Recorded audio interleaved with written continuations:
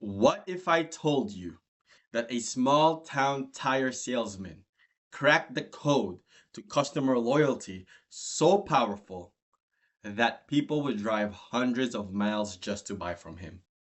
Meet Les Schwab, the man who transformed one of the most commoditized, boring businesses on earth into a customer obsession phenomenon that redefined an entire industry.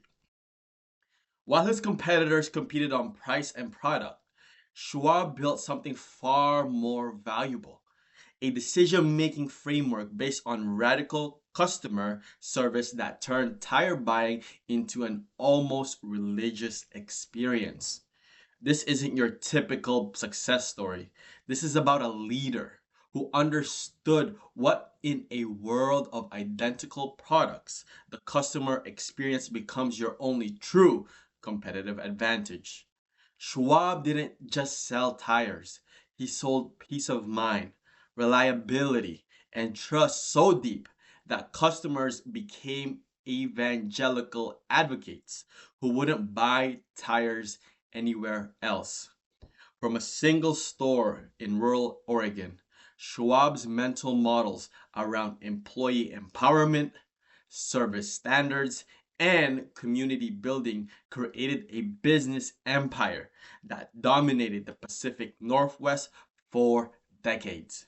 His company became legendary for free services that competitors charged for, employee profit sharing that created multi-millionaire tire technicians, and a culture so strong it survived long after his death. Here's what you're about to uncover in this podcast: the exact framework that Les used to turn commodity transactions into relationship gold mines. His revolutionary approach to employee incentives that created a workforce more loyal than most families. The decision making principles that guided his expansion strategy without losing the personal touch that made him famous, and the counterintuitive business philosophy that prioritized giving away value to capture something far more valuable in return. By the end of this episode, you'll possess the mental models that built one of America's most beloved regional brands. Frameworks that will transform how you think about customer relationships, employee motivation, and building sustainable competitive advantages in any industry. Because understanding how Les Schwab's mind work isn't just about tires. It's about mastering the psychology of customer devotion in a world where loyalty has become the ultimate currency. So, what is his approach for principles and values? Well, Les Schwab's core philosophy centered on building people and sharing success. He believed that capitalism, at its best, involves sharing with people to help them be successful. His commitment to employees was foundational, and he aimed for his company policies to benefit both customers and employees. So, Les Schwab encourages sharing profits with employees as a way to build people. He states that he is proud of his profit sharing programs and other initiatives that he created to help others succeed. He emphasizes that people who build successful lives do so in all ways, not just financially. So, how does this apply to you? This highlights the mental model that success is multiplied when shared. Jeff Bezos also talks about this.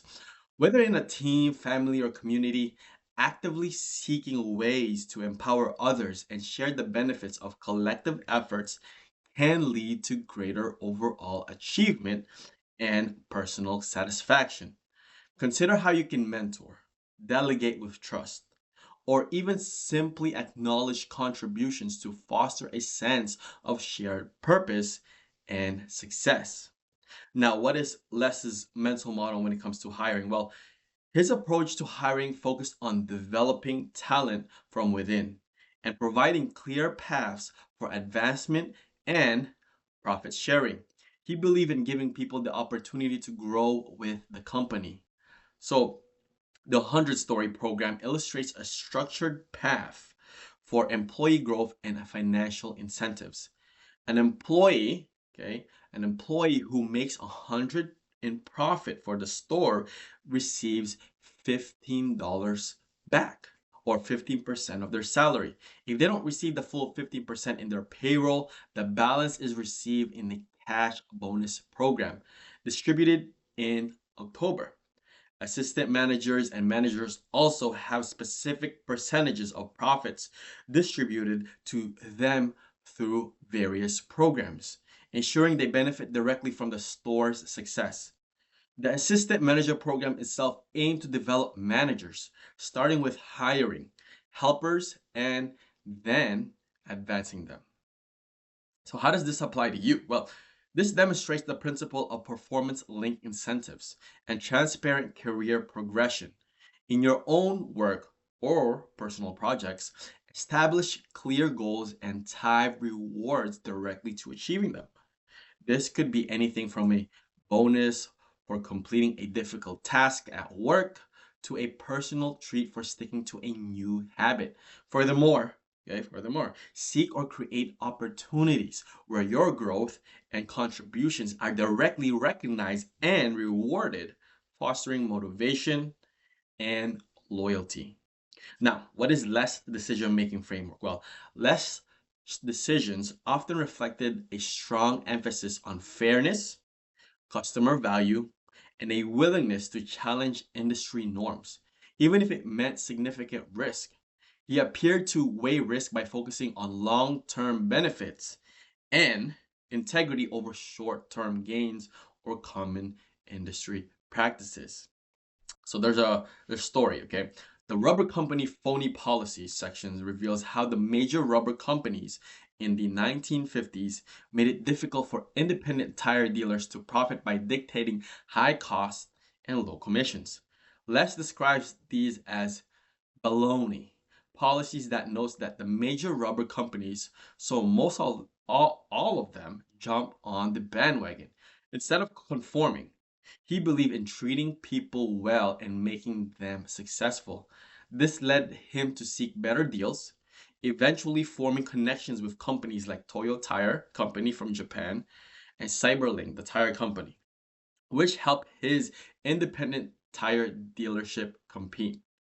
Now, how does Les approach failure? How does he handle mistakes and setbacks? Well, Les demonstrated a capacity to learn from challenging situations and adapt his strategies, often turning adversity into opportunities. He viewed problems as opportunities to improve. So in his life, he had a fight with OK Tire. Section details significant conflict with OK, which is rubber welders, when Les Schwab attempted to establish his tire center in the Bend and Madras, where OK had existing location. OK challenged his equipment, canceled his advertising, and sent registered letters threatening legal action. Instead of backing down, Les Schwab continued to operate, challenging OK's advertising claims and ultimately prevailing by gaining popularity and proving the market for his Les Schwab Tire Center. He learned that the pressure from the competition was tremendous, but that local community support his business model eventually won out. Now, what is Les's leadership style? Well, he was characterized by empowerment, trust, and belief in potential of his employees. He decentralized management and focused on creating an environment where individuals could thrive and take ownership.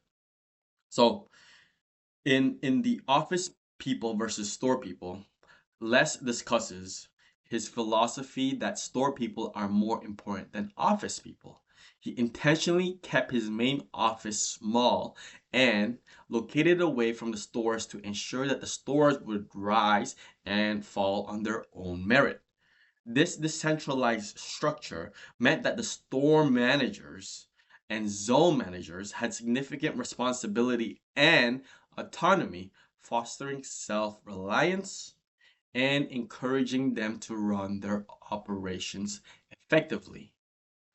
What is Les's financial strategy? Well, Les financial strategy emphasized profitability through volume, direct purchasing, and rigorous cost management, coupled with his strong belief in profit sharing as a motivator.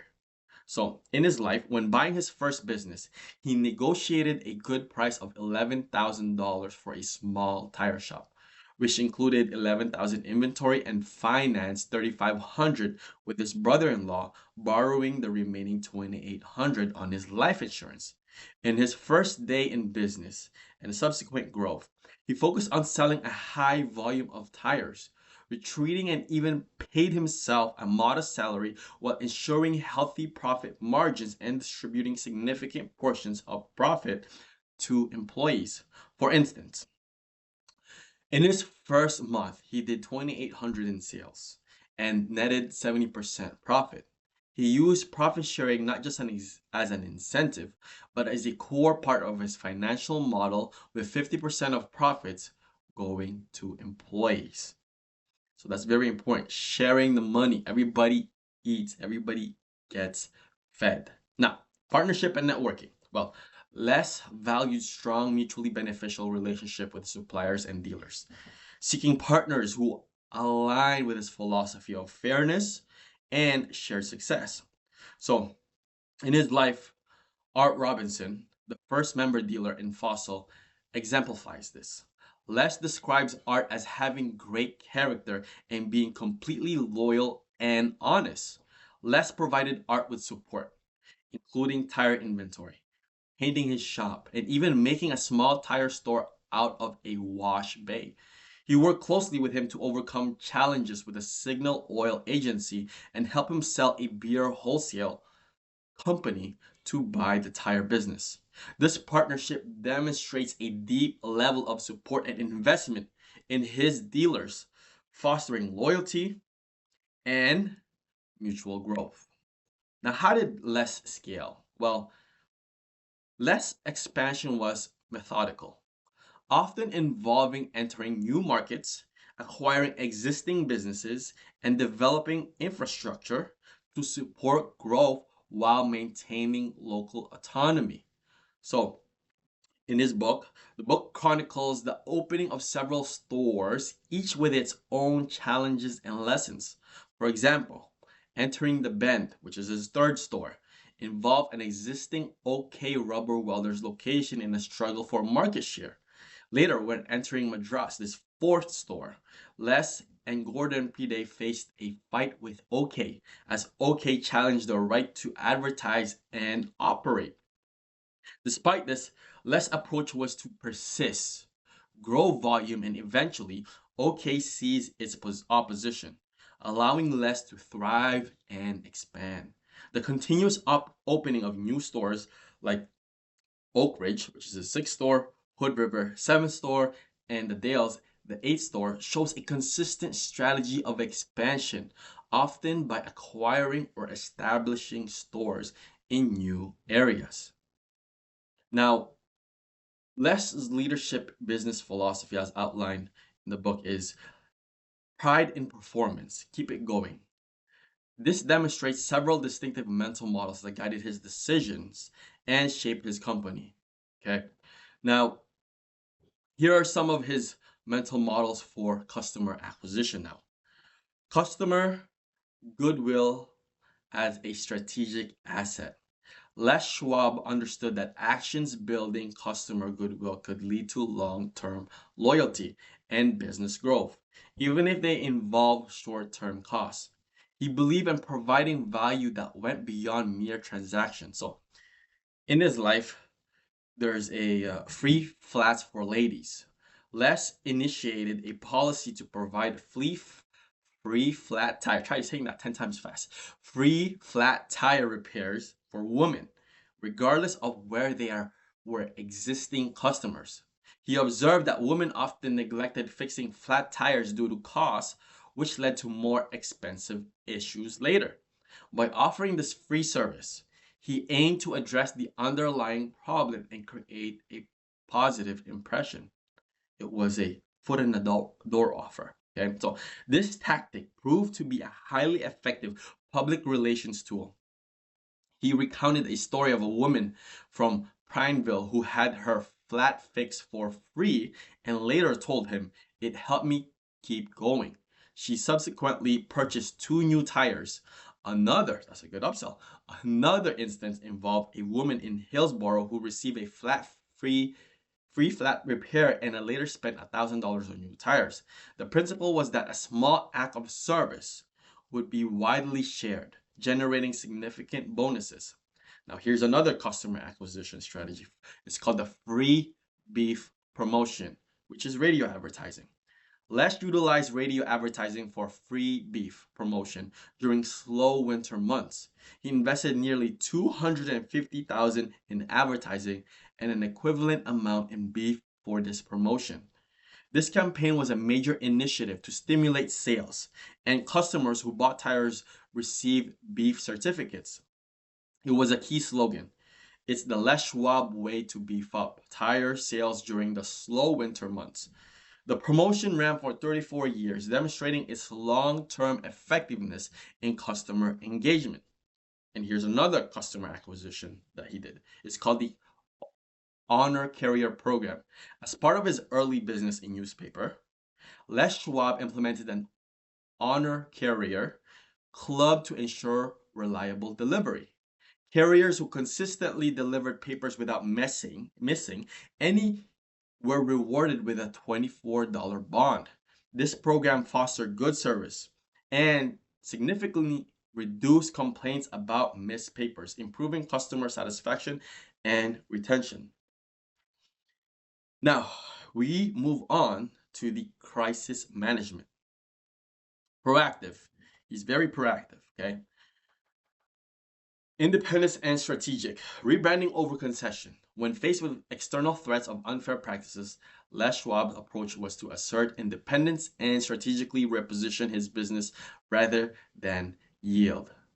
So, I already talked about this earlier, how he handles setbacks, failures. But now, let's talk about the next company or the next mental model, which is called the adaptability. How does he adapt? Well, he has a continuous innovation and market responsiveness. Les believe in embracing new technologies and business models to stay competitive and meet evolving market demands. So there were new tire technologies. The company consistently adapted to advancement in tire technology, including the use of walnut sawdust combination rubber, synthetic rubber, and steel tire studs. They also adopted the promoted sipping and retreading as crucial services. Les Schwab recognized that steel tire studs were vital for traction in winter conditions, describing them as really great asset.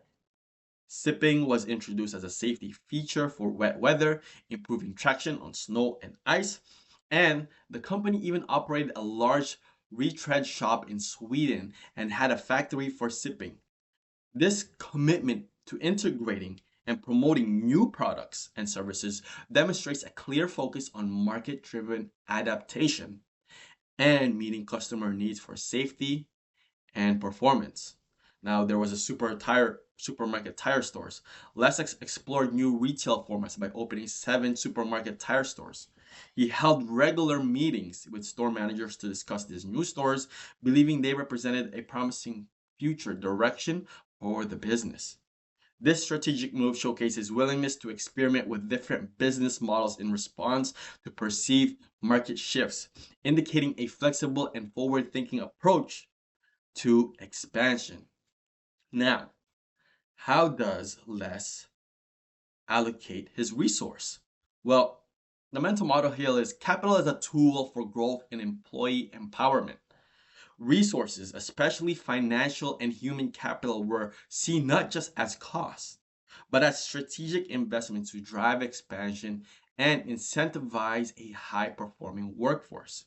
So, a cornerstone of Les Schwab's business model was his profit sharing contract, which distributed 50% of the profits among employees, 25% to the manager and 25% to the other employees. This system, okay, that particular system created a powerful incentive for employees. Charlie Munger always talks about the power of incentives, okay? Now, making them direct stakeholders in the company's success. He states if you do share, do it openly and honestly. And don't get jealous if they start to make some money. That's the whole idea. The 100-story program further detailed how employees could earn significant bonus and shares, with some assistant managers receiving 15% of their salary into a trust and 15% from profit sharing. This direct link between employee performance and financial reward ensured that the talent was motivated to optimize every aspect of the business. I know I already talked about this, but this is very, very important.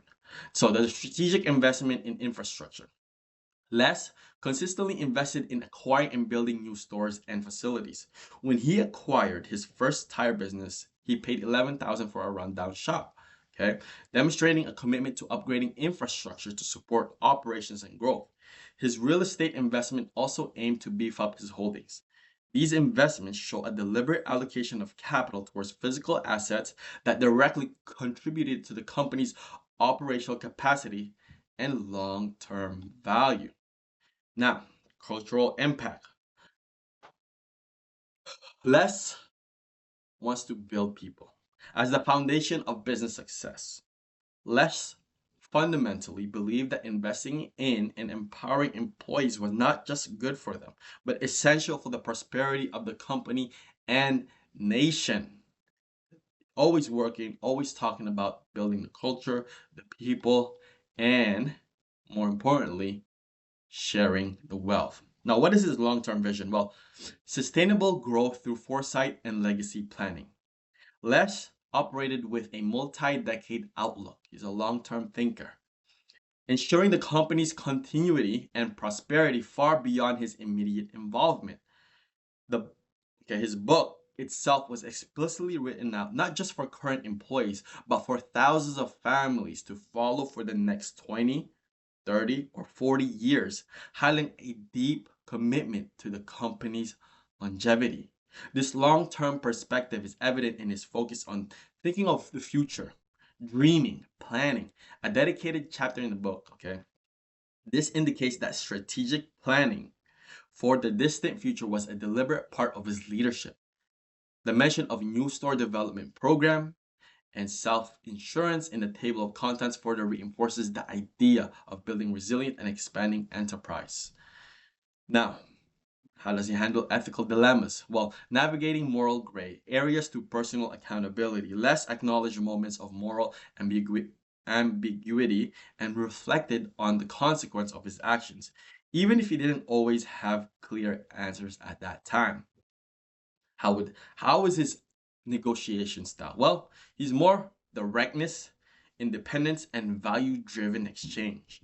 Less approach to negotiation lean towards asserting his terms and pursuing independent alternatives when faced with perceived unfairness, rather than lengthy compromise. As discussed under crisis management, Les directly challenged what he considered phony policies from major rubber companies concerning pricing and credit, which he believed disadvantaged independent dealers. His response was not to passively accept unfavorable terms, but to actively take all the advantages you could of a rubber company because they were not being fair and honest. Excuse me. This implied, okay, hold on. I think there's one more. Okay. This implied a willingness to engage or pursue alternative suppliers rather than negotiate endless on terms he deemed unethical. Whew. All right. What is this problem solving methodology? Okay. Well, he's practical, customer centric, and empowerment oriented solutions.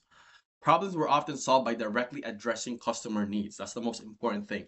Addressing customer needs, just like Amazon, addressing customer needs, obsess about the customer.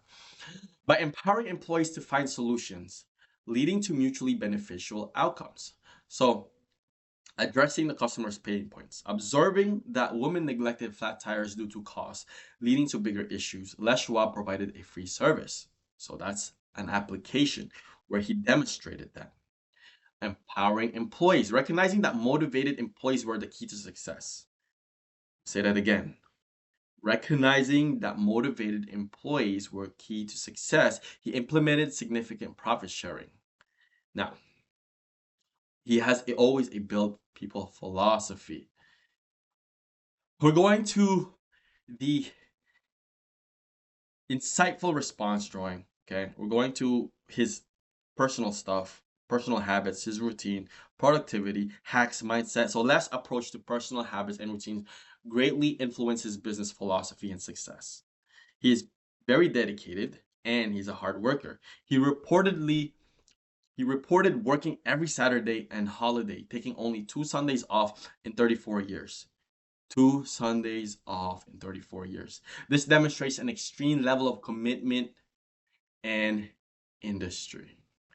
He wrote his book himself when he was 40 years. He was using a 40-year-old typewriter. So, and we're going to go to his mental model when it comes to accountability and ethics. When asked who is my boss, he responded that he had three bosses. He had three bosses. The bosses are customers, suppliers, and this one's a surprise, his own conscience. This shows a deep sense of responsibility and ethical framework that guided his decisions. Belief in capitalism and shared success. So Schwab believed that capitalism is the best form of government and that America owes it to help people succeed. He passionately encouraged sharing profits with employees and as the best way possible to create a successful future. All right, now Les Schwab's learning information. How does he learn? Well, he heavily influenced by practical experience, observation, and direct engagement. His business theories were developed directly from his experience and were implemented with the Les Schwab company. This suggests a preference for learning by doing. He learned about the tire business. Okay, this is how he learned by observing industry practices, particularly what he called phony policies among rubber companies. He critically assessed practices like canceling dealer discounts instead of providing a small commission. For trusted advice, learning tools, now we're at the end. We're at the end. Now, and this is the most important one, is how he sees his legacy. His succession planning, his acquisitions, IPOs. Les Schwab's long-term vision for his company and his personal values heavily influence his legacy and growth strategy. So the book is called Keep It Going, and Schwab's forward explicitly state that his desire for his business theories and policies to continue to be used in our business for as long as Les Schwab company continues. This highlights his primary legacy as the continuation of his operational and ethical principles. So this is Les Schwab's mental model. This is his decision-making framework. I hope if you found this valuable, hit the like if you haven't already, thumbs up, hit the bell so you'll be notified every time I drop a video like this. And somewhere on the screen, there's going to be another video that I think you will find very, very helpful and valuable. And stay tuned for my next video. And my next video will be about a founder from Italy who created a gigantic, humongous empire. Stay tuned for that one. If you haven't already, subscribe. See you next time. And go out there, build your empire, and hopefully one day we'll meet. Peace.